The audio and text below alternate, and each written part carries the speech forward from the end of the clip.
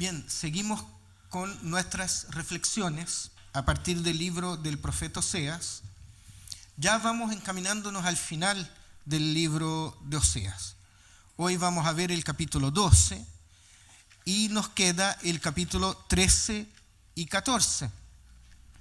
Entonces, lo más probable es que el domingo 20 de agosto nosotros empecemos con una nueva serie de predicaciones. Y lo que les puedo decir por mientras es que volveremos al Nuevo Testamento, probablemente a una de las cartas del apóstol Pablo.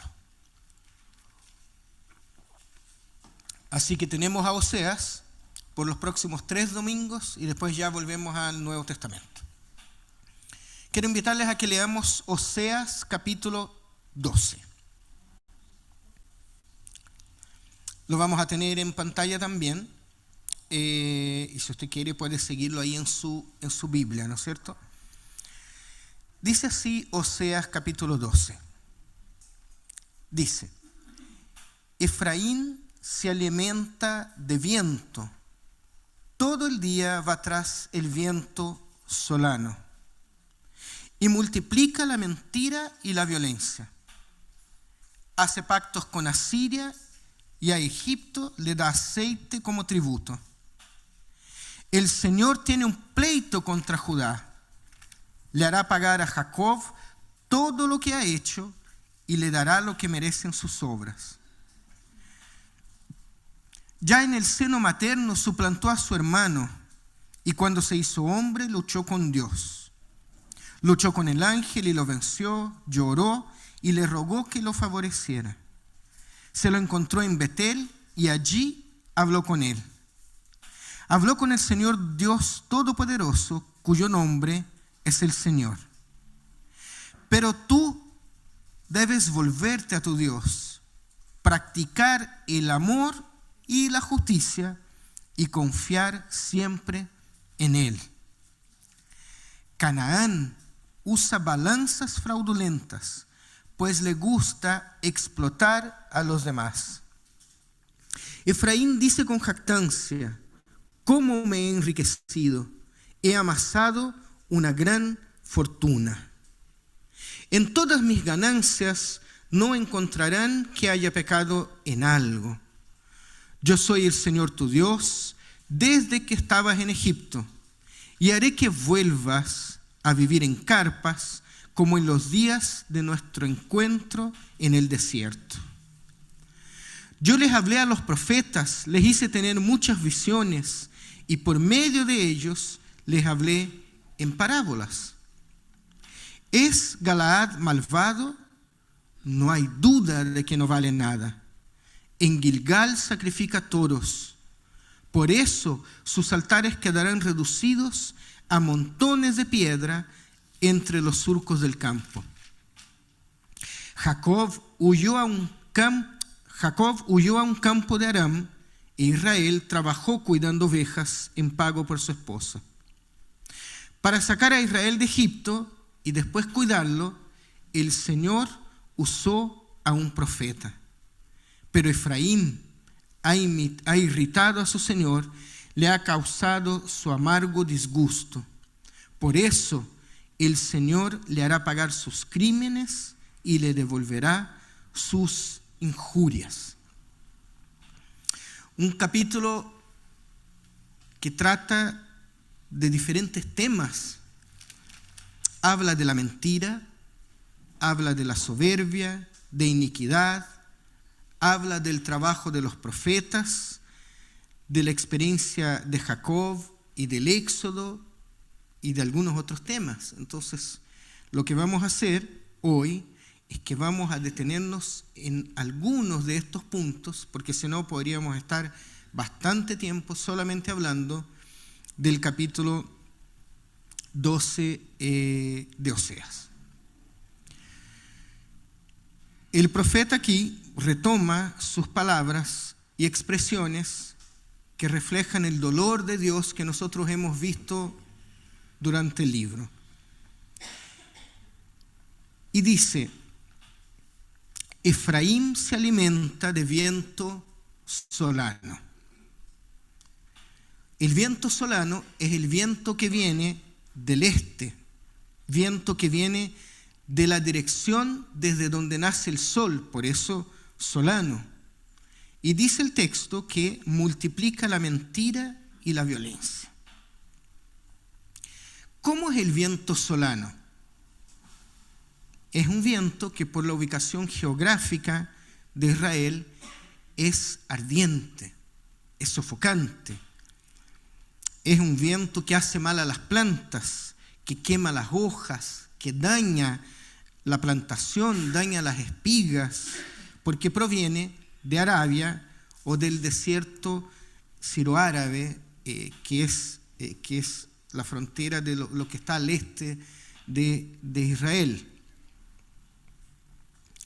Pero la expresión del verso 1 también podría llevar a preguntarnos, ¿cómo es alimentarse de viento? Porque dice Israel se alimenta de viento, Efraín, ¿no es cierto? ¿Cómo es alimentarse de viento? Es como comer nada, ¿no es cierto? Imagínense, es un poco ridículo, pero comamos viento. Y uno puede pasar todo el día comiendo viento, pero el hambre va a seguir siendo el mismo, ¿verdad? Comer viento es como engañarse. Es engañarse a nosotros mismos. Somos muy buenos para engañarnos a veces. Nos cuesta muchas veces aceptar quienes somos. Nos cuesta darnos cuenta de nuestras fortalezas, pero también de nuestras debilidades. Me acuerdo de una dinámica que siempre, varias veces he visto en las GEAs. Entonces están los jóvenes, preséntese, diga su nombre, de dónde viene, una fortaleza y una debilidad. Y ahí está uno, ¡ay, qué digo! Entonces uno dice, bueno, mi nombre es esto, yo vengo de la iglesia Quilicura, ¿y qué digo? Y termina diciendo cualquier cosa en realidad. Soy y me gusta ser amigos. Y debilidad es que me enojo fácil. Bien. Y así van uno por uno. Pero allá en lo profundo nos cuesta aceptar quiénes somos. Entonces muchas veces empezamos a engañarnos. Comer viento es perder tiempo. Porque comer es un acto que es bueno y es necesario. Además que nos gusta comer. Pero necesitamos alimentarnos. Pero aquí en el texto, alimentarse no es nada más que una torpeza. Aquí Israel se alimenta, pero no termina nunca de saciar su hambre. Hacen pactos con Asiria y dan aceite a Egipto como tributo. O sea, hacen tratados internacionales con sus vecinos, acuerdos que, claro, se presentan ventajosos, pero que en el fondo son como el viento. Efraín ha rodeado a Dios con engaños y falsedad. Es como si Efraín y Israel en el texto de Oseas son sinónimos, ¿sí? Para que lo tengamos presente. Es como si Israel hubiera formado un círculo de mentiras alrededor de Dios y vive alejado del Señor, como con la mirada perdida, como una persona que está desconectada de su realidad o desconectada de Dios en este caso. Ellos han caído tan bajo con sus engaños que no tienen remordimiento y tampoco sienten vergüenza de Dios, porque ellos no son capaces de reconocer la situación en que están. Israel ha caído, la verdad, en una de las grandes insensateces a las que puede llegar un ser humano o una sociedad. Israel ha abandonado la realidad para perseguir fantasías. Están inventando su propio destino, como si fueran dueños de sus vidas. Y muchas veces eso no pasa a nosotros también. No conseguimos enfrentar la realidad y entonces inventamos. Y fíjense en algo. Dice el texto, se multiplica la mentira y la violencia. Pero acá no se habla de guerras. Entonces, ¿qué violencia es esa que está en el texto? Nosotros cuando pensamos en violencia, lo primero que se nos viene a la mente es la violencia física. Pero la verdad es que hay otros tipos de violencia, más allá de la violencia física, que por supuesto es terrible. La palabra violencia aquí, en este versículo, en hebreo es una palabrita, es la palabrita shod, violencia. Pero la palabra shod puede ser traducida también, fíjense, como desolación, destrucción, ruina, e incluso puede ser traducida, muy interesante, con la expresión pecado social. Entonces, cuando el hebreo lee shod, va mucho más allá de la violencia física. Piensa en destrucción, piensa en ruina y piensa en pecado social. ¿Qué les parece? Tan poco que no tenemos, nos cuesta hablar del pecado social, de cuando pecamos como sociedad. Pero cuando pecamos como sociedad, estamos ejerciendo violencia. ¿Se fijan? Cuando hay pecado social, hay destrucción, hay ruina, hay violencia. Bueno, eso todo es alimentarse de viento. Y vivimos en una sociedad que muchas veces se alimenta de viento. Tremendamente corrupta y tremendamente injusta. Versos 3 al 7. Oseas exhorta a Judá recordándonos a Jacob. Jacob es el hermano de Esaú, ¿no es cierto? Hijo de Isaac. ¿Y qué dice Esaú sobre Jacob? ¿Qué dice el hermano de Jacob sobre Jacob? En Génesis 27:36, Esaú está muy enojado con Jacob y le dice a Isaac, a su padre, con razón se llama Jacob, pues es un tramposo. Ya van 2 veces que me engaña. No solo me ha quitado mis derechos de hijo mayor, sino que ahora me ha dejado sin mi bendición. Y Esaú le dice a Isaac, ¿no puedes bendecirme a mí también? ¿No es cierto? ¿Y por qué? ¿Por qué dice eso Esaú? Porque el nombre Jacob en hebreo tiene un sonido parecido a la palabra que significa talón, pero también suena parecido a un verbo que significa el que hace trampa, el tramposo.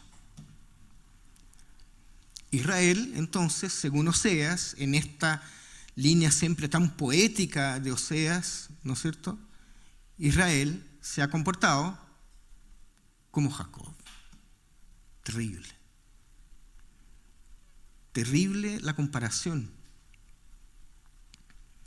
Verso 6. Vuelve al Señor. Practica el amor y la justicia y confía siempre en Él. Querida iglesia, miren, una de las bases, uno de los cimientos del amor es que el amor es algo que doy a los demás. El que ama, entrega. La que ama, da, no recibe. Porque yo no amo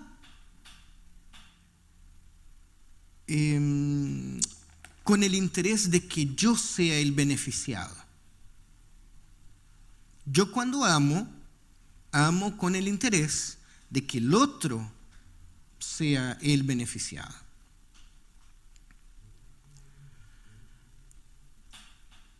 Uno quiere ser amado. ¿Quién no quiere ser amado? Es rico sentirse amado. Pero si queremos ser amados, tenemos que empezar amando.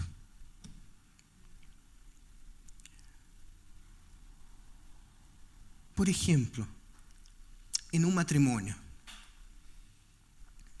la vida en matrimonio tiene que ser que el hombre y también la mujer, pero para tomar una postura, ¿no es cierto? Tiene que ser que el hombre, amo a mi mujer, entonces busco su bienestar.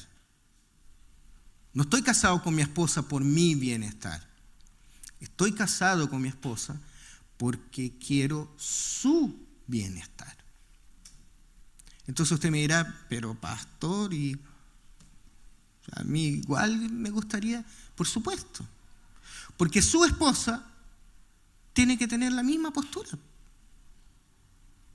Su esposa no vive buscando el bienestar de ella, vive buscando tu bienestar. Y tú haces lo mismo. Y entonces lo que se genera es un círculo sin fin, ¿no es cierto?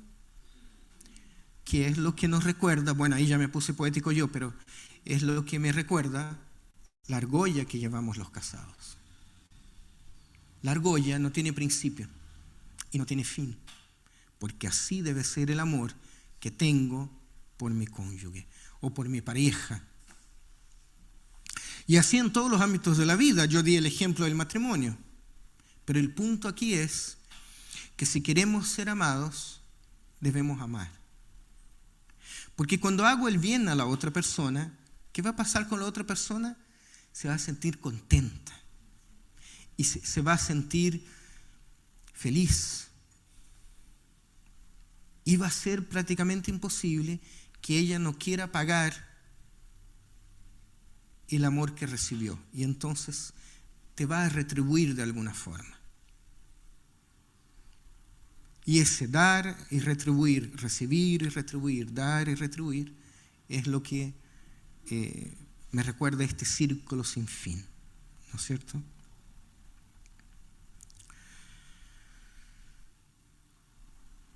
Pero ¿por qué las cosas son así? ¿Por qué el amor es así? Porque así es Dios. Así ama el Señor a nosotros. Dios no nos ama por interés. No, es que imagínense, ¿se imaginan Dios? No, voy a amar a esta persona porque si yo la amo me va a adorar y yo quiero su adoración. ¿Qué es lo que nosotros podríamos ofrecer al Señor a cambio de su amor? ¿Hay algo que podemos ofrecer al Señor a cambio de ser amado? Yo creo que no. Pero aún así, Él nos ama. Y nos ama porque somos su creación. Nos ama porque somos hechos a su imagen y semejanza. Dios simplemente nos ama.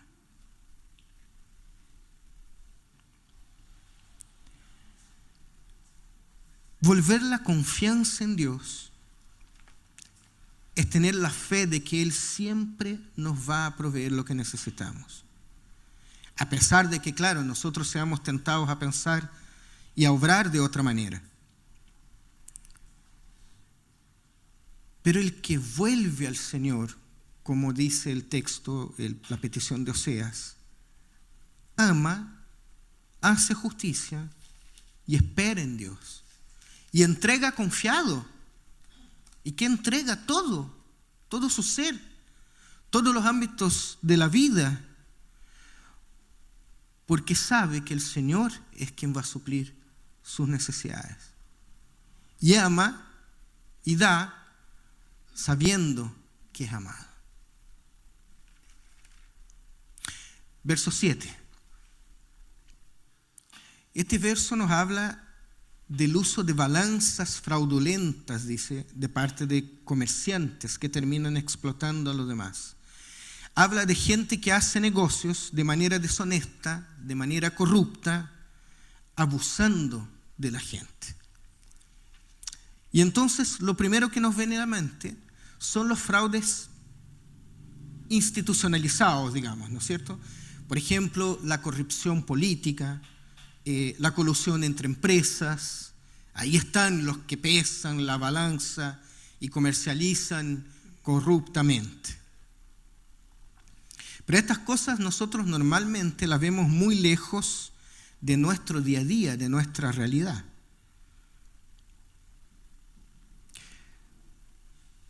Pero la verdad es que la conducta de todos nosotros es la que pervierte el sistema.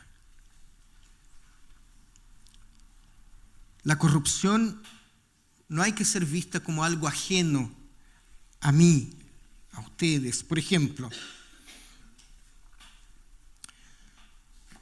evado el pago del transporte público. Nadie me ve por aquí. Paso por el costado. Me quedo con el vuelto. No, y me quedo con el vuelto y digo, gracias será del Señor porque yo necesitaba la plata. ¿Ah?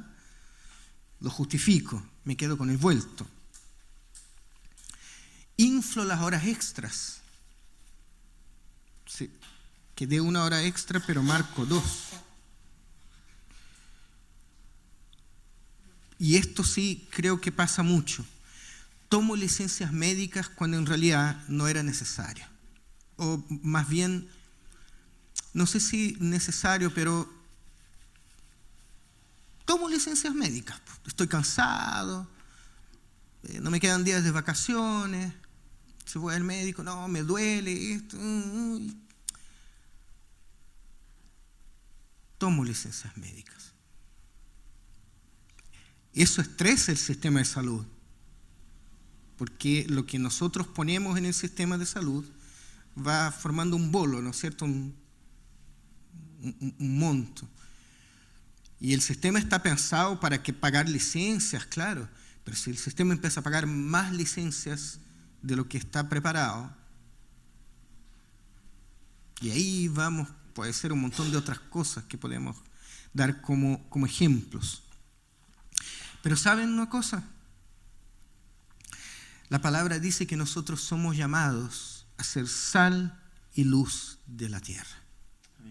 Somos llamadas a hacer las cosas de manera diferente. Y por eso debemos hacer lo posible para estar en todos los ámbitos de la sociedad. Yo estoy convencido de que Dios nos quiere en las universidades, en el Congreso, en la moneda, en la dirección de las empresas, en el ámbito académico como profesores. Dios nos quiere en todas partes, porque somos nosotros y nosotras las llamadas a llevar el amor y la justicia de Dios a la sociedad. ¿Saben por qué? porque la justicia es una marca distintiva del carácter de Dios. Y entonces debe ser también una marca distintiva de nosotros.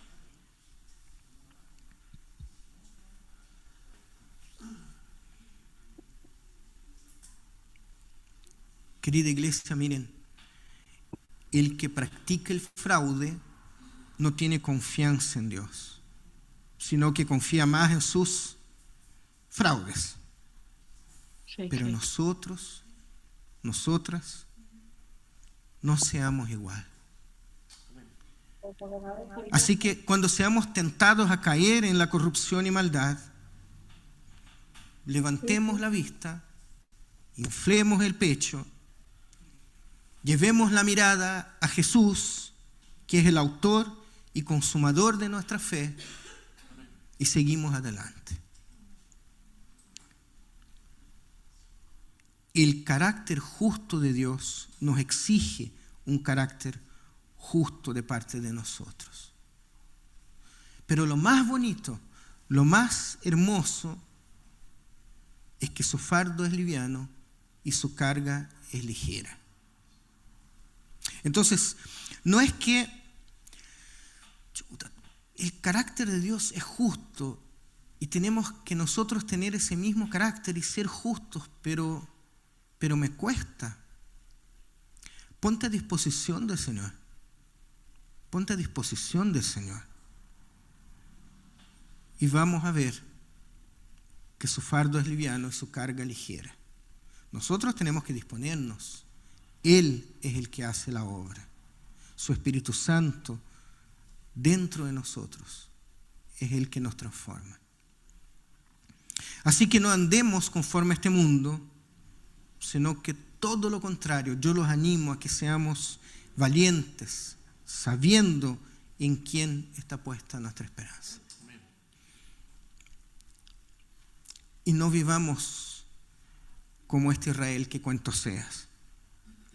Aquí, y en este capítulo estaba muy claro, solo hay mentira, 3 cosas: mentira, engaño y traición.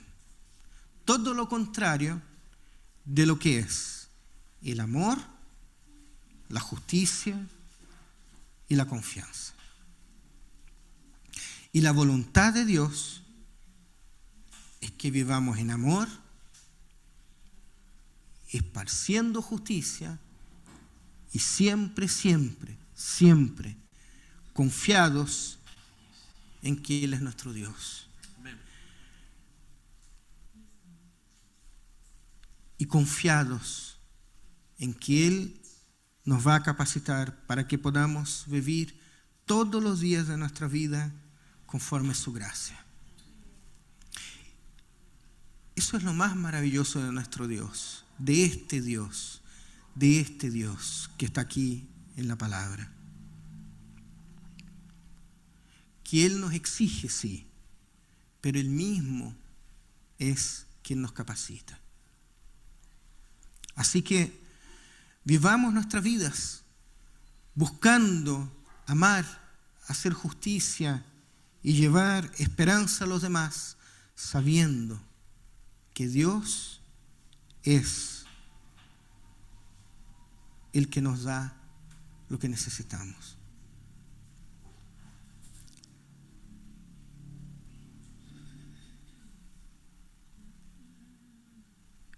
Israel estaba muy perdido y estaba condenado en sus propios actos.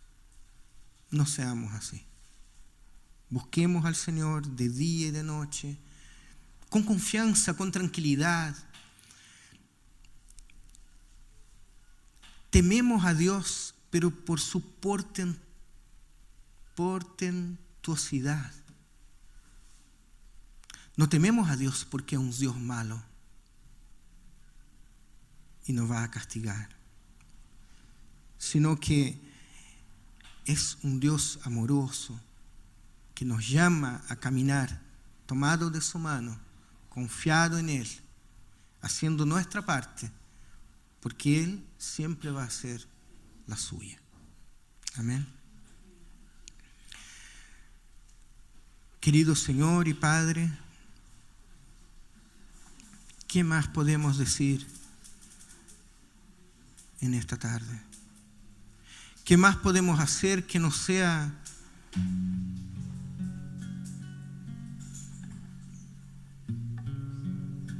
elevar nuestra mirada a ti, Señor, y llegar a tu cruz, llegar a tu presencia de manera humilde, de manera entregada, confiados, Señor, en ti? Sé nuestro Dios en todo el tiempo, Padre.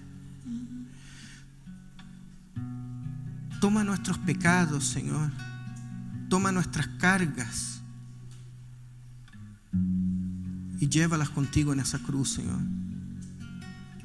Mira nuestras necesidades, Señor, físicas, mentales, espirituales, y manifiéstate, Señor, con poder y con gran gloria en nuestras vidas. Sé ese Dios cercano que ama sin interés, porque solo a ti te anhelamos, Señor, y solo en ti esperamos, Señor. Oramos a ti, Señor, en el nombre de Jesús. Amén.